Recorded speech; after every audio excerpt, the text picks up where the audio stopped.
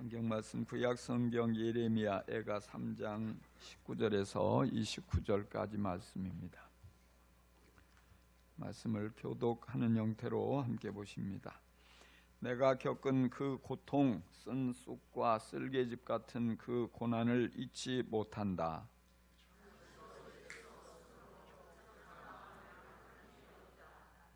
그러나 마음속으로 곰곰이 생각하며 오히려 희망을 가지는 것은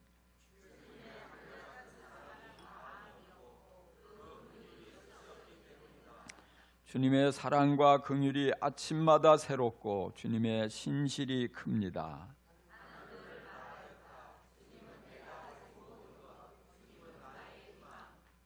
주님께서는 주님을 기다리는 사람이나 주님을 찾는 사람에게 복을 주신다.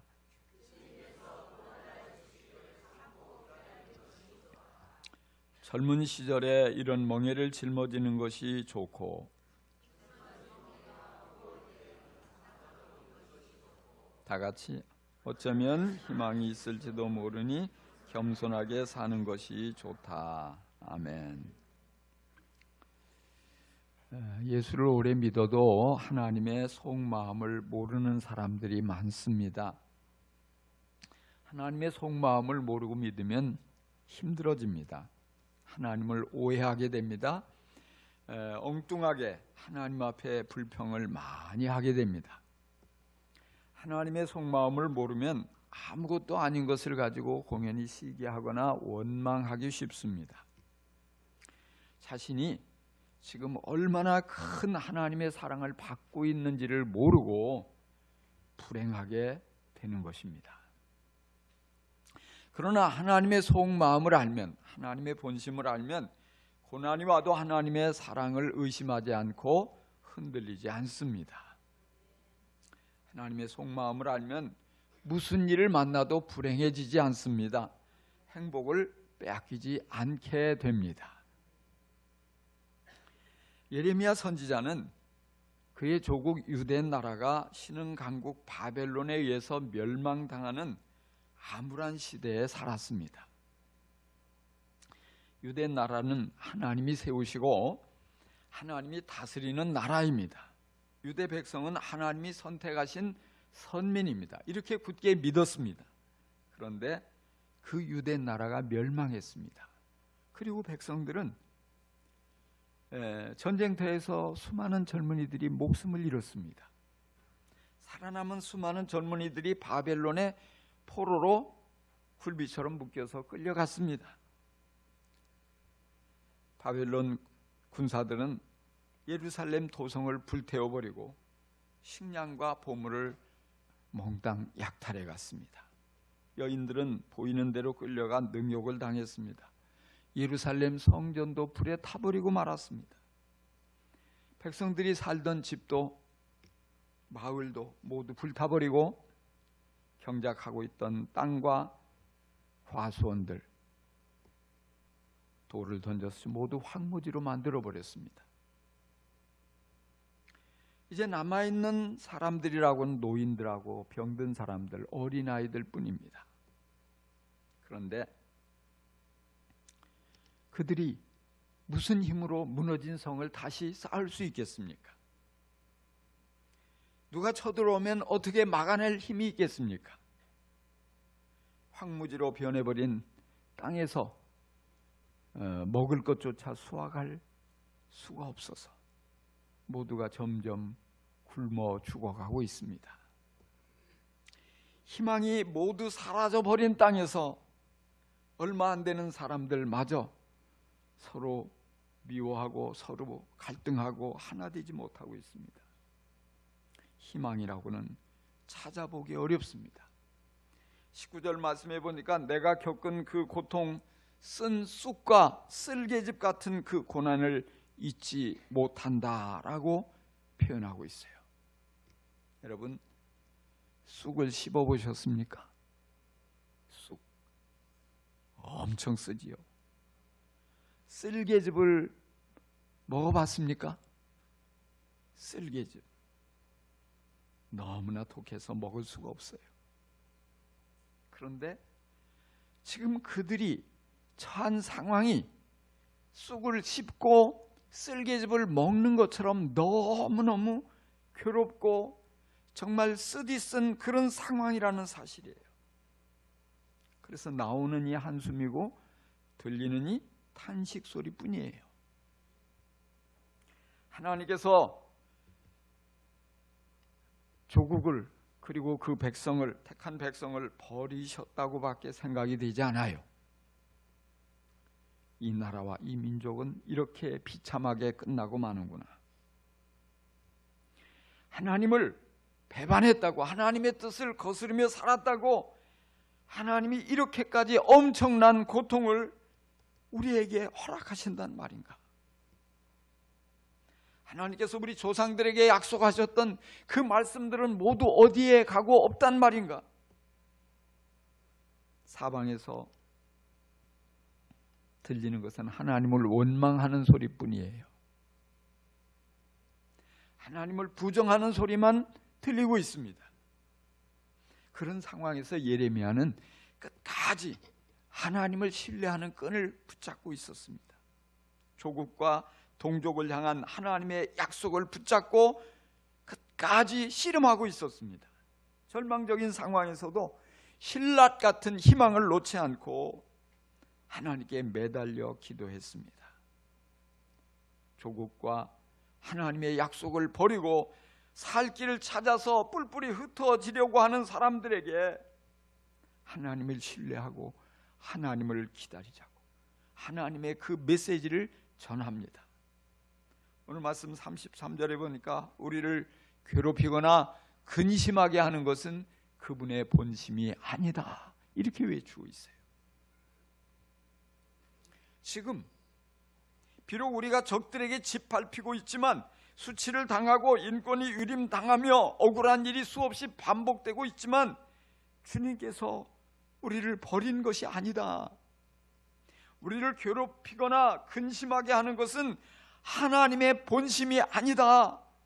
우리가 억울하게 당하는 이런 모든 것들을 하나님께서 다 보고 계신다. 우리와 조상들이 지은 모든 죄를 주님께 회개하고 주님께로 돌아가자. 하나님께 우리의 상황을 아뢰고 더욱 힘을 내어서 마음을 다해 하나님께 기도하자, 이렇게 부르짖고 있는 것입니다. 겉으로 드러난 상황만 보고 내 중심으로 하나님을 판단하지 말고 모든 상황 너머에서 우리의 고통을 바라보며 안타까워하시는 하나님의 속마음을 정확하게 이해해야 합니다. 오늘도 신앙생활 오래 한 사람들 중에서도 하나님의 속마음을 읽지 못하는 사람들이 많습니다. 하나님의 속마음을 모르니까 헛다리를 짚을 수밖에 없어요. 하나님의 속마음을 모르니까 이간질하는 사단에게 속아 넘어갈 수밖에 없습니다. 여러분은 하나님의 속마음을 알고 계십니까? 얼마나 알고 있습니까? 우리에게 이해할 수 없는 일이 일어나도록 허락하시는 하나님의 속마음은 과연 무엇일까요? 우리가 기대한 것과 전혀 다른 고난과 역경을 만나게 하시는 하나님의 속마음은 무엇일까요? 먼저 하나님의 속마음은 사랑과 긍휼입니다. 하나님의 속마음이 뭐라고요? 사랑과 긍휼. 사랑과 긍휼이에요. 우리가 살아가다 보면 고난을 만날 때가 종종 있어요. 질병이 찾아오기도 하고 실패가 찾아올 때도 있습니다. 관계가 깨어지거나 오해를 받고 아주 누명을 쓸 때조차도 있어요. 그러면 무슨 생각이 듭니까? 정말 하나님이 살아계실까? 하나님이 살아계시다면 왜 내게 이런 일이 일어나지? 하나님을 사랑하는, 하나님을 잘 믿으려고 힘쓰는 왜 내게 이런 엄청난 고난이 찾아올까? 우리가 그런 생각이 들잖아요. 예레미야도 당시 유대인들을 괴롭히는 전쟁, 또 포로로 끌려가고 기근을 만나고 약탈과 질병과 이런 모든 위기가 한꺼번에 몰려왔을 때 정말 견디기 어려웠을 거예요. 오죽하면 그 쓴 쑥과 쓸개즙을 먹는 것으로 표현했습니까? 정말 이 엄청난 고통, 그들이 온 몸으로 견뎌내야 하는 그 고통은 상상하기 어려울 만큼 크고 엄청난 것이었어요. 그런데 그거보다 더 힘들고 어려운 것은 하나님을 향한 의심이 밀려온다는 거예요. 하나님의 존재도 의심스럽고 하나님의 사랑도 의심스러웠습니다. 조상들과 선지자들을 통해서 수없이 들어서 알고 있던 그 사랑이 충만하신 하나님이 어디 계신단 말인가? 우리가 이처럼 정말 비참하게 짓밟히고 고통을 겪고 있는데 왜 하나님이 이런 우리의 상황을 눈여겨보시지 않는단 말인가? 우리의 기도를 듣지 않으신단 말인가? 이런 생각이 밀려오는 거예요. 그러니까 기도들 제대로 할 수 있겠어요? 기도도 나오지 않는 거예요. 하나님께 매달리면 무슨 소용이 있어? 그런다고 뭐가 달라지겠어? 무의미하다는 생각이 밀려오는 것입니다. 그러면서 점점 마음은 차갑게 식어져 가는 거예요. 고난을 만나서 오랫동안 씨름하는 분들의 특징이 뭐냐면 마음이 식어지는 거예요. 열정이 사라져 버렸어요. 그러니까 누가 뭐라고 해도 들려오지 않아요. 설교 말씀도 들려오지 않아요.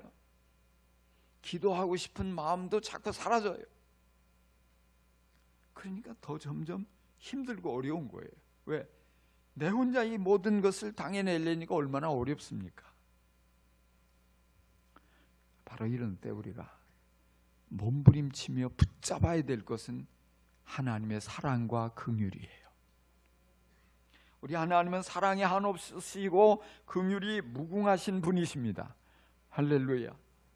하나님은 사랑이 많으시고 긍휼하신 하나님. 그래서 하나님의 사랑과 긍휼이 우리에게 느껴지지 않을 때도 보여지지 않을 때도 끊임없이 부어지니까 우리가 이만큼 살고 있는 거예요. 이처럼 아름다운 이 온 우주를 창조하셔서 정말 이 모든 것을 보면서 즐기게 하고 누리게 하신 그 하나님, 이 모든 걸 선물로 주셨잖아요. 여기 하나님의 사랑의 증거예요. 우리가 이걸 보면서요, 아름답다, 단풍이 아름답다, 경치가 좋다, 정말 이 모든 것, 안개가 오늘 아침에 운전해서 오는데 안개가 쫙 끼는데 제 마음에는 막 가슴이 벅차오르더라고요. 아름답네. 안개가 이렇게 아름답다는 거 여러분 느끼십니까? 네? 이런 모든 거 하나하나가 하나님께서 우리에게 주신 선물이라는 거예요. 이걸 통해서 하나님의 사랑을 우리 그리스도인들은 느낄 수 있어야 돼요. 또한 우리가 늘 붙잡아야 될 거, 하나님이 우리를 사랑하셔서, 나를 사랑하셔서 외아들 예수 그리스도를 이 땅에 보내시고 나의 모든 무거운 죄, 흉악한 죄들을 다 대신 십자가에서 담당하게 하셨잖아요. 그게 뭐냐? 하나님의 사랑의 명확한 증거가 십자가예요. 정말 이렇게까지 나를 위해서 모든 것을 다 내어주신 그 하나님, 우리는 이런 것을 굳게 붙잡고 지금 조금 고통이 있다 할지라도, 지금 좀 쓰라린 실패를 경험했다 할지라도, 질병과 싸운다 할지라도 하나님의 사랑을 의심하지 말고 굳게 붙잡을 때 우리가 쉽게 이겨낼 수 있는 것입니다. 비록 우리의 죄악을 징계하시려고 잠시 고통을 지나가게 하시지만 여전히 하나님의 속마음은 사랑과 긍휼이에요. 그 사랑과 긍휼은 조금도 변하지 않아요. 그래서 예레미야는 22절에서 주님의 한결같은 사랑이 다함이 없고 그 긍휼이 끝이 없기 때문이다, 이렇게 말하고 있어요. 그 사랑은 끝이 없다는 거예요. 그래서 사랑과 긍휼이 무궁하신 하나님의 사랑, 하나님의 그 속마음, 그로 인해서 우리가 멸망당하지 않는다는 거예요. 멸망당하지 않는 이유가 다른 데 있지 않아요. 바로 여기 하나님이 나를 사랑하기 때문에, 나를 포기하지 않기 때문에, 나를 향한 선한 계획이 있기 때문에 우리는 망하지 않는다. 이 사실을 믿어야 합니다. 잘못을 저지른 자녀를 부모가 호되게 징계하지요. 그럴 때가 있잖아요. 그럴 때 부모의 마음에 사랑이 사라집니까? 아니요. 여전히 사랑이 있어요. 그래서 이런 부모의 마음에 사랑이 넘치기 때문에 자녀가 징계를 받다가 죽는 일은 없어요. 징계로 인해서 장애를 입는 것도 아니에요. 징계를 했다고 해서 부모의 마음에 자녀를 향한 사랑이 사라지는 게 아니에요. 또다시 징계가 지나가면 여전히 사랑으로 안고 뽀뽀하고 모든 걸 다 내어주는 사랑이 지속되는 거예요. 문제는 뭐예요? 그 사랑에 대한 확신이에요. 확신이 사라지는 게 문제예요. 징계했다고 자녀가 집을 뛰쳐나가면 어떻게 되겠어요? 집 나가면 무슨 고생? 고생하는 거예요. 징계를 받아도 그 부모의 품 안에 있어야지 문제가 없고 행복하고 보호를 받고 행복해지는 거예요. 사랑을 받으면. 마찬가지예요. 우리에게 확신만 있다면 징계는 잠깐 지나가요. 고난은 순식간에 지나가요. 다시 사랑의 관계는 회복되고 하나님과 웃고 즐거워하며 그 사랑을 나누는 행복한 시간이 지속되어지는 것임을 여러분 깨달으시기 바랍니다. 그래서 뭐냐면 하나님의 속마음은 우리를 향해서 미워하는 마음이 아니고 사랑하는 마음이에요. 근데 이 미움으로 느껴지는 게 뭐냐면 징계 때문에. 하나님의 본심은 죄를 짓고 하나님을 멀리하는 사랑까지도 불쌍히 여기는 마음입니다. 사랑하는 마음입니다. 하나님의 속마음은 고난당하고 괴로워하는 사람을 외면하는 것이 아니라 어떻게든지 회개하게 하고 회복시켜서 하나님과의 바른 관계 속에 풍성한 은혜를 누리도록 성장시키는 것이에요. 여러분, 하나님의 속마음을 명확하게 알고 하나님의 자비하심과 긍휼하심에 여러분 자신을 내어 맡겨서 고난을 잘 이겨낼 수 있기를 간절히 축원합니다. 고난을 통과하면서, 위기를 통과하면서 더 믿음이 단단해지고 아름다워지기를 주의 이름으로 축복합니다. 하나님의 속마음은 이처럼 사랑과 긍휼일 뿐 아니라 하나님의 속마음은 성실하심입니다. 하나님의 속마음이 성실하심이라고요. 성실하심. 사람들도 사랑하잖아요. 자비를 베풀고 긍휼히 여기고 아름다운 사랑을 실천합니다. 그러면 하나님의 사랑과 사람들의 사랑이 어떤 면에서 다릅니까? 차이가 뭡니까? 사람들의 사랑과 긍휼은 오래가기가 어려워요. 그래서 사랑과 긍휼을 베풀다가도 금방 미천이 드러나요. 쉽게 지쳐버립니다. 내가 이렇게 사랑을 베풀었는데 왜 너는 그만큼밖에 사랑하지 않냐? 사랑이 원망으로 바뀌어요. 사랑이 미움으로 바뀔 때가 많아요. 그렇지만 우리 하나님의 사랑은 변함이 없습니다. 하루 이틀 사랑하다가 흐지부지 않는 그런 사랑이 아니에요. 지치지 않고 성실하게 끝없이 사랑과 긍휼을 베푸십니다. 한두 번 복을 주시다가 우리가 믿음이 시원찮으니까, 믿음이 성장하지 않으니까 아이고 내가 괜히 복 주었네, 복을 다시 거두시는 그런 하나님이 아니신 것을 여러분 믿으시기 바랍니다. 결코 우리를 사랑하시다가 우리의 반응이 좀 부족하다고 하나님께서 그 사랑을 거두어가지 않으세요. 사랑이 식어지지도 않아요. 하나님은 성실하심이 몹시 크신 분이기 때문에 절대로 우리를 포기하지 않고 일관되게 사랑하십니다. 그래서 언제나 우리에게 더 좋은 것을 주길 원하시고 가장 좋은 것을 주려고 우리에게 다가오시는 좋으신 하나님이심을 여러분 믿으시기 바랍니다. 그래서 쉬지 않고 오늘 우리가 읽은 말씀에 보니까 여기 23절에 뭐라고 했어요? 주님의 사랑과 긍휼이 아침마다 새롭고 주의 신실이 큽니다 그랬어요. 성실하신 하나님, 날마다 아침마다 내게 사랑을 베푸시고 긍휼을 넘치게 베푸시는 좋으신 하나님이심을 여러분 믿음의 눈을 크게 뜨고 바라볼 수 있기를 간절히 축원합니다. 자, 그런데 사람들은 성실하기가 쉽지 않은 것 같아요. 많은 사람들이 은혜를 받아요. 어느 날 큰 은혜를 받고 말씀을 통해서 깨달아요.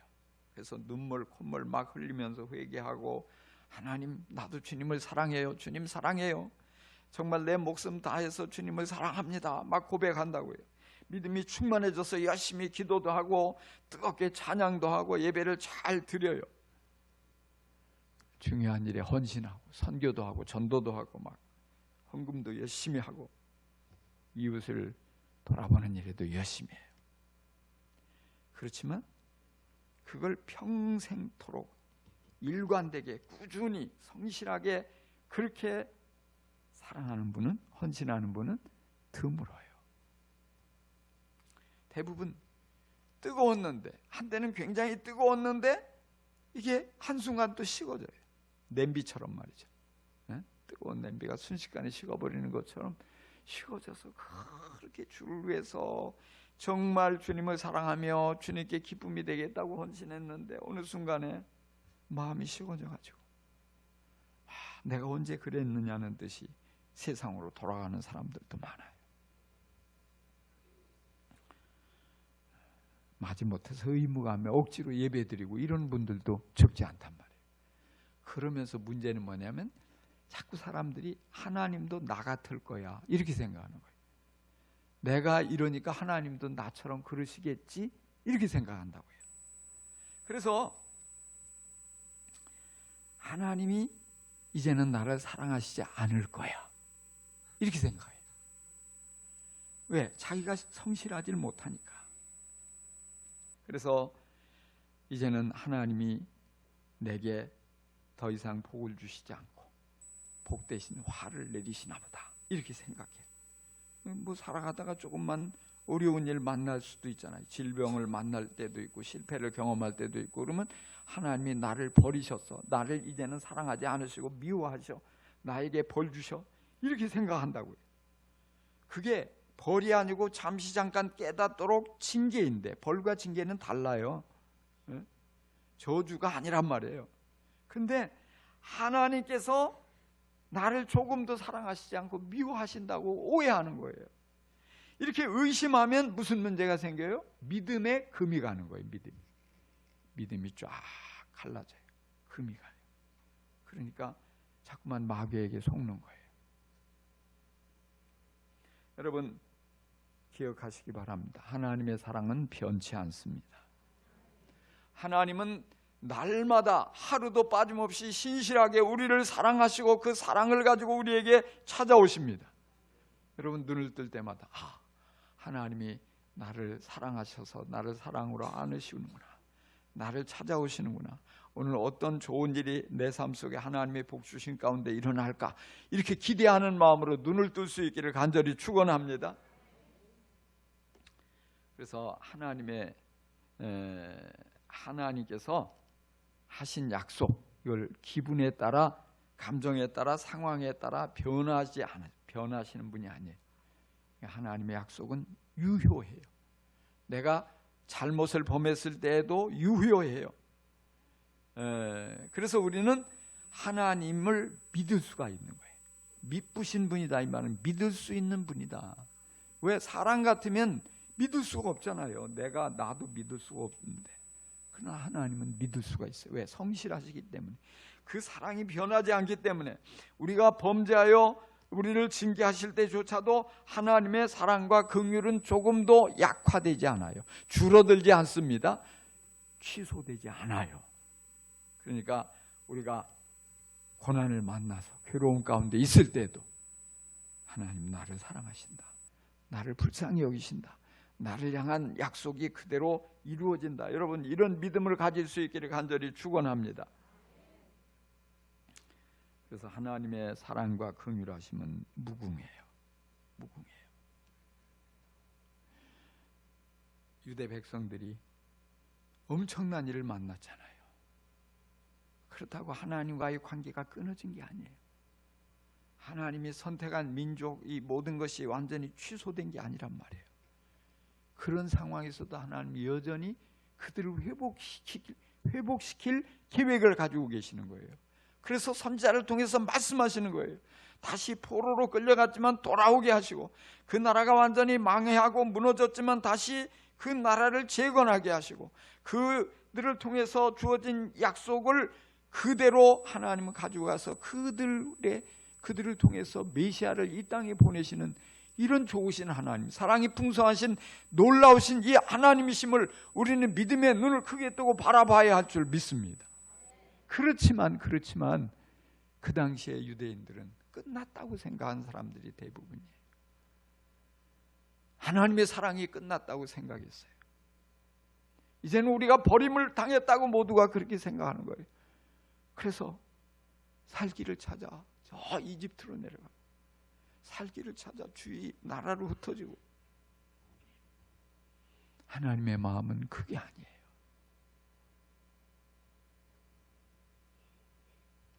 오늘 우리도 마찬가지예요. 하나님의 속마음이 심판이 아니고 사랑이기 때문에, 하나님의 속마음이 징계가 아니고 긍휼이기 때문에, 하나님의 속마음이 괴롭힘이 아니고 축복이기 때문에 우리는 얼마든지 소망을 품을 수 있습니다. 얼마든지 무슨 일을 만나도 우리는 하나님께 돌아가면 희망이 있어요. 하나님의 속마음을 믿고 하나님께 기도하면 하나님이 크고 놀라운 은혜를 우리에게 넘치게 부어주십니다. 하나님의 따뜻한 품이 나를 기다리고 있어요. 하나님의 진정한 사랑과 용서가 무궁무진하게 내게 흘러 넘친다는 사실을 여러분 믿고 체험할 수 있기를 간절히 축원합니다. 그렇습니다. 내가 어떻게 느끼고 있느냐, 이게 중요하지 않아요. 내 눈에 어떻게 보여지느냐, 이것도 중요하지 않아요. 사람들이 뭐라고 말하느냐, 내게 들려지는 그거 모든 것도 중요하지 않아요. 중요한 것은 무엇이에요? 하나님의 속마음을 우리에게 끊임없이 보여주는 하나님의 말씀이에요. 말씀을 붙잡아야 돼요. 말씀을 통해서 하나님의 속마음을 바르게 깨닫고 바르게 믿고 그 속마음을 붙잡고 나아가면 하나님의 위로가 우리의 삶 속에 넘칠 줄 믿습니다.